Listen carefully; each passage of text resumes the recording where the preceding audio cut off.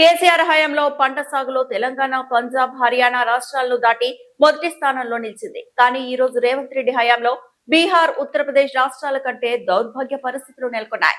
కరీంనగర్ పట్టణంలో ఉదయం 11 గంటలకు తుపాకులతో చొరబడి జ్యువెలరీ షాపులో దొంగతనం చేశారు. ఘటన జరిగి ఇన్ని గంటలు గడుస్తున్నా నిందితులను పట్టుకోవడంలో పోలీసులు విఫలమయ్యారు అని కేటీఆర్ అన్నారు.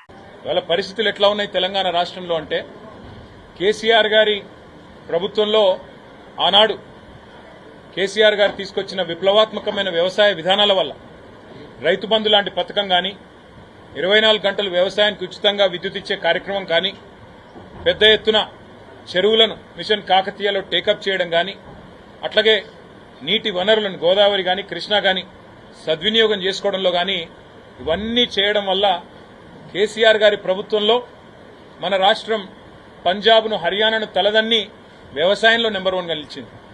మరి వాళ్ళ రేవంత్ రెడ్డి గారి హయాంలో ఎట్లా ఉంది అంటే, బీహార్ను, ఉత్తరప్రదేశ్ను తలదన్ని నేరాలలో మన రాష్ట్రం నెంబర్ 1గా నిలిచే ఒక దౌర్భాగ్యపు పరిస్థితి దాపురించిందని చెప్పక తప్పడం లేదు.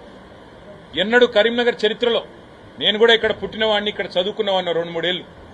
కరీంనగర్లో నేను దాదాపుగా నాకు 45 ఏళ్ల సంబంధం ఉంది కరీంనగర్తో.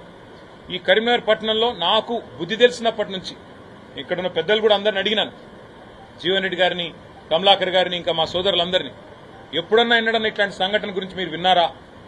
5 తుపాకులతో 5 ముష్కరులు వచ్చి ఒక వ్యాపార సముదాయంలో చొరబడి భయభ్రాంతులకు గురి చేసి దాదాపు 4-5 కోట్ల రూపాయల విలువైన సంపద దోచుకోవడమే కాకుండా 32 గంటలైనా పత్తాలేరు వాళ్ళని పట్టుకునే పరిస్థితి లేదంటే ఎంత దౌర్భాగ్యమైన పరిస్థితిలో రాష్ట్ర ప్రభుత్వం ఉన్నది, ఎంత హీనమైన పరిస్థితిలో ఈ నగరంలో పోలీసింగ్ వ్యవస్థ ఉన్నది, దాన్ని బట్టి చెప్పవచ్చు.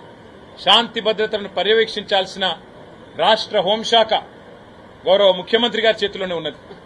మరి ముఖ్యమంత్రి గారు ఏం చేస్తున్నట్టు, ఆయన కింద పనిచేస్తున్న పోలీసులు ఏం చేస్తున్నట్టు దీన్ని బట్టి అర్థం చేసుకోవచ్చు. మరిన్ని అప్డేట్స్ కోసం మా ఛానల్ ని సబ్స్క్రైబ్ చేయండి.